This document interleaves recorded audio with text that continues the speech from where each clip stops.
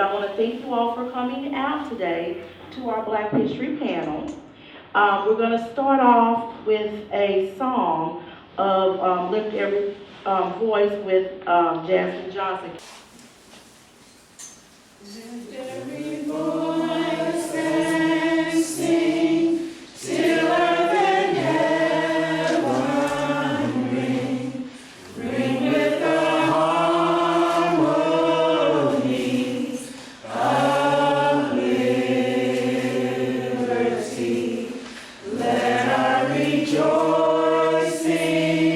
rise high as the listening sky. Let it resound loud as the rolling sea. Sing a song full of the faith that the darkness has taught us. Sing a song full of the hope that the present has brought us. Facing the rising sun, oh, a new day begun. Let us march on till victory is won. Thank you. Next, we will have two spoken word artists that has joined us today. The first is J.C. Prolific Jones Britt, and the second, Tia Brown. Will J.C. come up, please? Guide me over, great Jehovah. Guide me through this barren land. I am weak, but thou art mighty. Guide me through. Take my hand. Guide me over. Guide me over. Guide me over this barren land. I am weak, but thou art mighty. Guide me through. Take my hand. I live in a land where life and sin walk hand in hand, where no one can trust their fellow man, where children have to be leery of the ice cream man, where people sneer their noses when they hear, yes, we can. I live in a land where people would rather argue and fight instead of talking and bringing the real situation to life.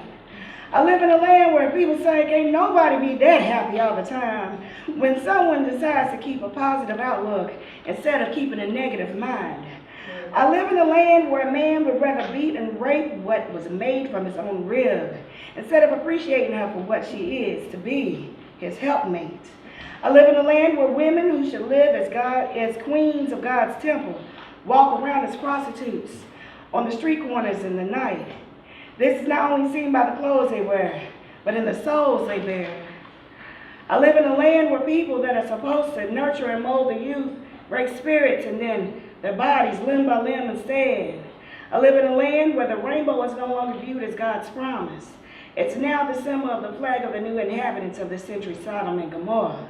These are the reasons why I need my God, Jehovah, to guide me over. Guide me over, great Jehovah. Guide me through this barren land. I am weak, but thou art mighty.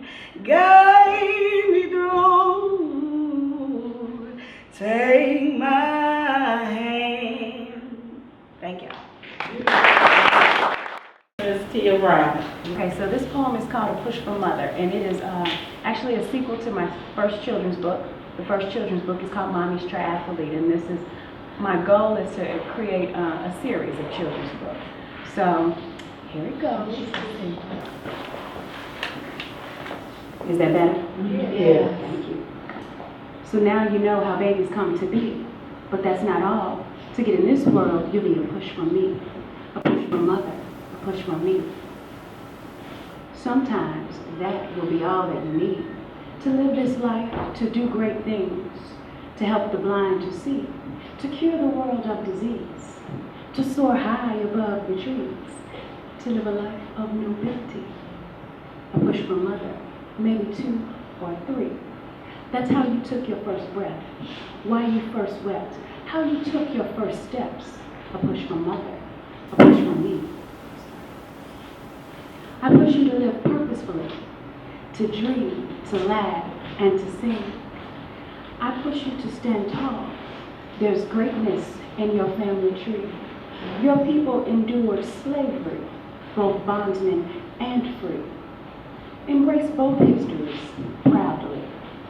African generals, American freedom fighters, let us not forget our native ancestry. Businesswomen, doctors, and lawyers too, there is nothing that you cannot do. A push from mother, a push from me.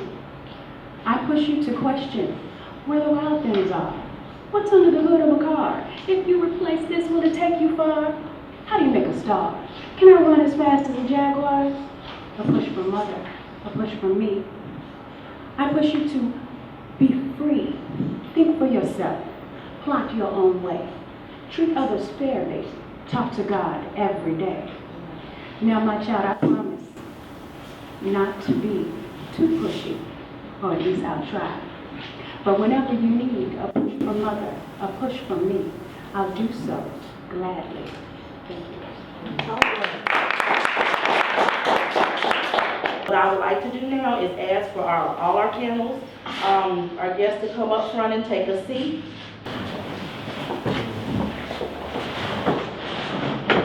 Welcome. As the panel is being seated, let me introduce myself. I'm Dr. Charles Nichols, Professor of Management, Kentucky State University. Also, I'm a published historian, political scientist, among other things.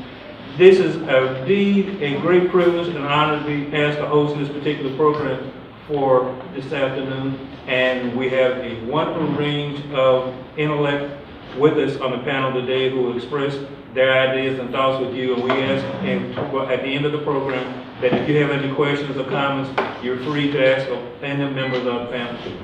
I'd like to simply start out by saying there is a significance to this celebration of Black history.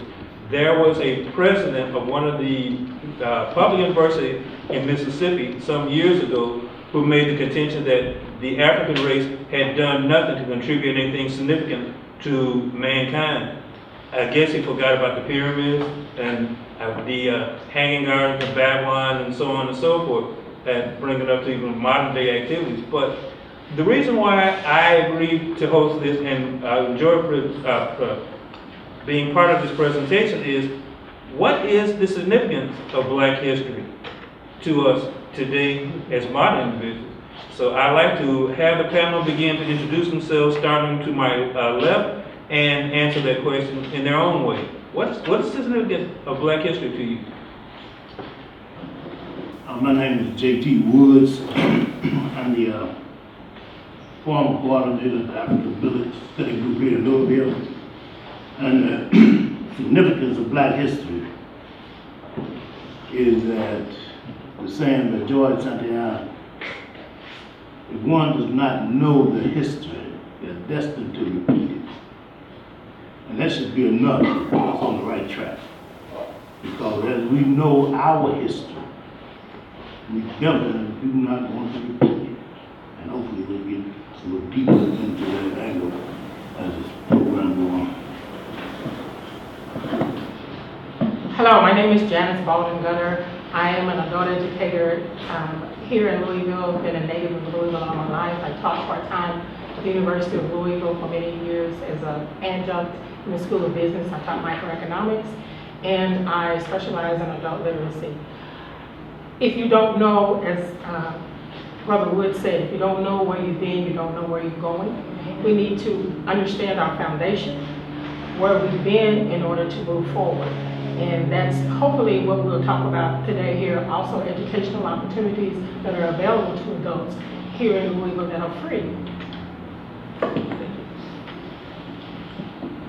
Good afternoon, my name is Attica Scott, and I served on Louisville Metro Council for 3.5 years. So when I think about Black history, policy and advocacy come to the forefront of my mind. And Black history is still relevant today. Otherwise, we would not need the Black Lives Matter movement if Black history was not still important today. Black history is important today because we as Black people still struggle for political position and authority and power in this country, in this state, and in this city. So we have to remember where we came from, and as many young people in the Black Lives Matter movement say, we need to look at where we're going. So we also need to look at Black Future Month. What does our future look like and how we're going to get there?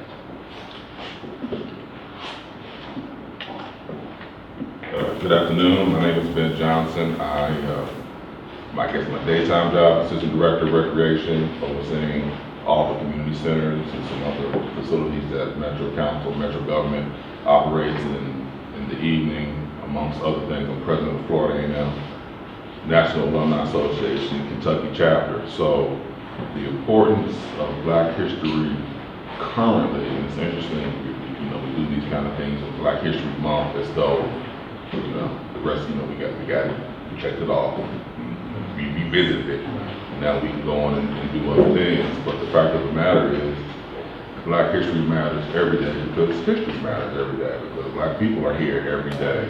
And doing some of the work that I do, when I look at our young people and some of the struggles that they have, their problem is Black history, and their Black history is us. Oftentimes it's the adults that have let down on the young people. So we have to continue to stress the history and teach the history. And as Attica said, we have to create the future history in the young people that following our lead. So we have to continue to do these kind of things, or the Black history that we study now is the only Black history we're going to have, because our future is going to be non-existent. My name is Max Shaw. I'm the library reference person here. History to me, Black history to me, I don't know what it means to other people other than when I talk to them, I can sort of bring myself to understand something. It's a search, in search of. I'm looking for a place for myself. And I'm sure most Black people in America are looking for a place for themselves. We are, well, that remains to be defined, but every day we are defined, i.e. Black Lives matter. The key words, they matter. We have been defined as everything. So it's like being defined. People are searching for something. The people that define us as well as ourselves. So I would say Black history is a search. It's a search for Black people to find that singularity or that single place in America or wherever and become their whole selves. Because I don't know about most people, and I'm only speaking for me, but whatever most people feel or think, or whatever they're looking for, or whatever, what he said about Black history, today is defined as February. This is Black History Month, we gave it to you. What about the rest of the months, I've had many conversations with my white colleagues about that. I said, 11 months of the year you got it, and they give us one. Thank you very much. You may partake in it. So, Black history means to me a search, and when I talk to people, as recent as today, as recent as less than an hour ago, looking for something. It's a search. That's why I say. And let me say one other thing. I want to thank Troy Johnson, because every year Troy Johnson has brought this program. He has brought numerous Black programs, if you want to call them Black, but they certainly have an Afro-American or African-American or Black or Negro focus, philosophy. Black history, the Black History Panel, the Black Cinema, Blacks in Media, and all of those are us being defined, definition, being defined. So I just want to say thank you, Troy, for those years of sponsoring this. Troy is the single person here that has brought this to Bon Air, and he has done it for years. So, Black history can be Troy. Black history can be you, her, all of you. I think we're all searching. Thank you. And I'd like for the ladies on our panel to express the significance of being both African American and female during this particular point in time? The significance of being African American and female in this time or any time. We are the foundation and the backbone of the family. We help our mates and our relatives support, and we set the example. We guide. We don't necessarily always need to lead, but we guide. The significance of being African American and woman. Woo! That is heavy. First, let me say that getting back to the notion of being black, it makes so many people uncomfortable when you say black. Just say black. Just go out and say black sometimes to people and just see how uncomfortable people feel and how different the response is when you say African American, which is much more safe. But if you say black, people tend to get nervous. So as a black woman, for me, there's a lot that's significant right now.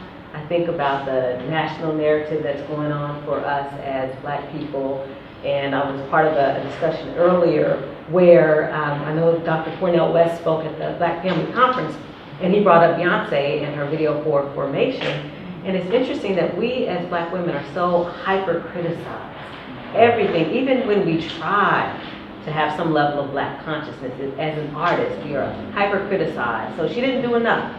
She didn't do enough in her video, let alone the fact that she's got this national conversation going and police saying that they will not do their job and protect her. And instead of that being what we talk about, instead of that being the narrative, we're talking about that she didn't do enough to talk about blackness. But yet Kendrick Lamar can basically do the same thing, and we praise and worship him. Oh my gosh, Kendrick is awesome. So, you know, and in the movement of Black Lives Matter, a movement that was started by queer black women, hyper-criticized, overly criticized as a movement. Young people don't know what they're doing, disengaged, don't know how to organize, but yet they're doing it in a way that some of us just don't feel comfortable with because it's not where we travel, it's not where we navigate, but yet they've done so much to bring so much to the forefront about what's happening across this country for us as black people, period. So we're in a moment now where black women are constantly attacked, overly criticized. It seems like no matter what we do, we're criticized by white folks and by our own people. And I'll say over and over again that hurt people, and as black folks, we are hurt, and we sure know how to hurt one another.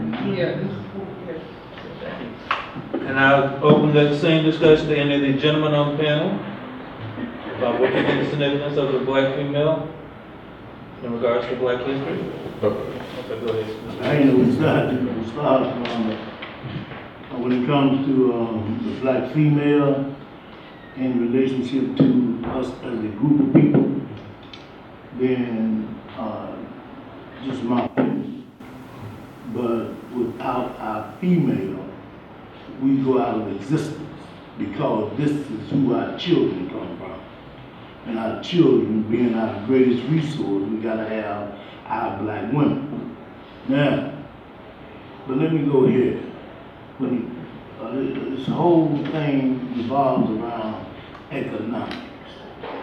Now, how black women look at us as black men not being able to provide what is necessary for people to exist. Now, we got to understand that poverty was created for a group of people. It's been deliberately done. And we are the ones that built this big machine, made this big pie. And it's very wealthy and it's very rich. The pie so rich it could be a disease if you eat it. But we as a group of people have not been allowed to eat of the pie that we made. That creates the condition that we're in. Education cannot be had unless you have an economic foundation. People tell us that you get an education and then you can go forward. That's not true because you don't have power. and power comes from having economic resources. And this is where we mislead our children. We are not honest with them about the economic condition of a people and how it came about being this way.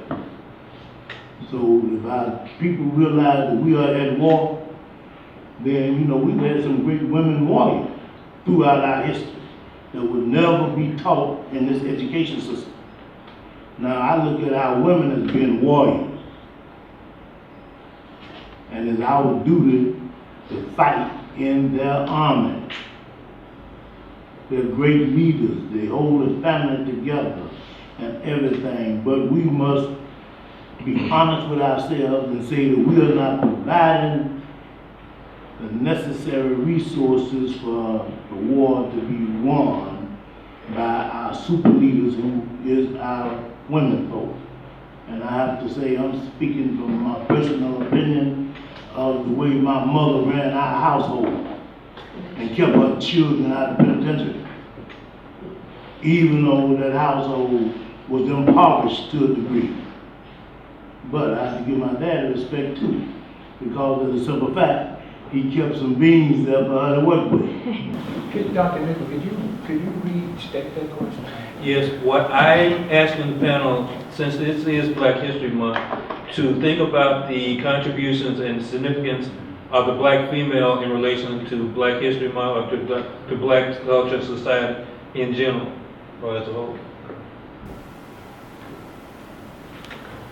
Yeah, that's an interesting question. I'm gonna sound a little bit like a setup, but I know Dr. Nichols, so I'm not gonna take it that way.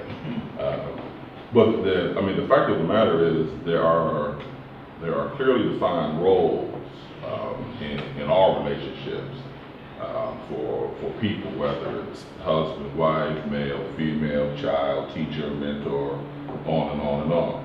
We don't have to be bound by that. I'm not saying that anyone, you are black, female, so this is your role. That's not what I'm saying. But there is just a natural order of things. But in terms of history, black history, and the role and or accomplishments of the female, they're pretty much unlimited. I mean, if you look historically in the what you would call it the movement, but you can also go back to the great queen of Africa. So there is no reason for anyone to limit what anyone can achieve or do, and then we often have to step out of those preconceived notions to recognize that. But what we have to also realize is that there's great honor in service. Oftentimes, leaders can't lead because followers won't follow. Sometimes the best thing we can do is not be the person that's seen, support the people who do the thing. And I think oftentimes that's the role that a lot of our women have played, and they've played that role greatly. Then you get to a situation where that conversation gets co-opted, kind of what Attica was saying. Well, sister, you ought to do this, you should be able to do that, on and on and on. Every female's not made to lead, just like every male's not made to lead. Do your thing the best that you can do and be supportive, because if you look also at the struggle, there would not be a Martin without a Coretta. There is no way that man could have done and gone through all of that without knowing if and when he made it home to his place, there that he would have that comfort and that solace. Coretta did not have to be out there with him. And oftentimes, a right thinking man won't be as comfortable maybe being as focused as he needs to be, because it's hard to take what he took and then look over your shoulder to try to figure out where your wife is. It's harder. I've been in a situation where you react a little differently if women are around, or your mother is around, or your daughter is around, or your wife is around. And by differently, I don't mean appropriately. There's just something else that kind of wells up in you, depending on who's in the audience. So even without being necessarily out front in a lot of the conversations that we'll have, or a lot of the stories that we'll tell, the success of this country, much less our race, would not be what it is or what it can be without, strong black women. And to further Attica's point, you remember in the last Olympics, we had a black female achieve what no black female had ever achieved. And more conversation was about her hair than it was about the fact that she was the best person on the planet at doing what she does. And also to Attica's point, a lot of times we do that to ourselves. Thank you. Okay, I kind of, when he said role, that's why I asked you to restate the question. To me, in America, because I know America better than I know any other country, the role of the black woman is invisibility. You're to be heard but not seen, and no matter how great you are, you're invisible because this is white America.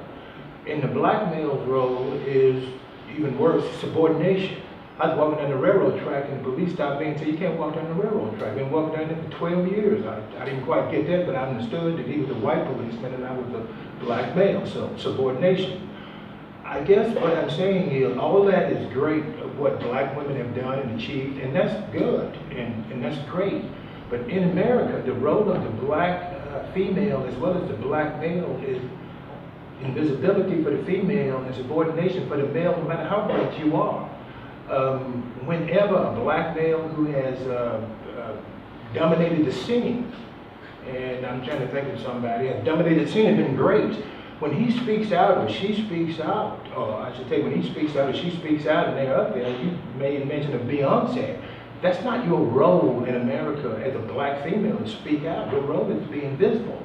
And then you will get whatever accolades we give you. And then short of that, your mate, better be muted too, because we don't stand for that. You don't have a place here.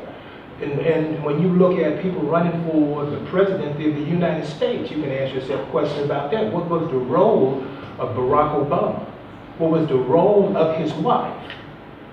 You get what I'm saying? For those last 8 years, her role was to do something that would not bring attention to him, and his role was not to do, or this is maybe my political opinion, or maybe just my opinion, his role was to do nothing for black people other than when he ran again to send somebody out there to get the black vote in the 90th percentile. So, roles, and of course, people generally say, well, he's a black president, he cares about black people and all of this right here, but what was his role? So that was the key.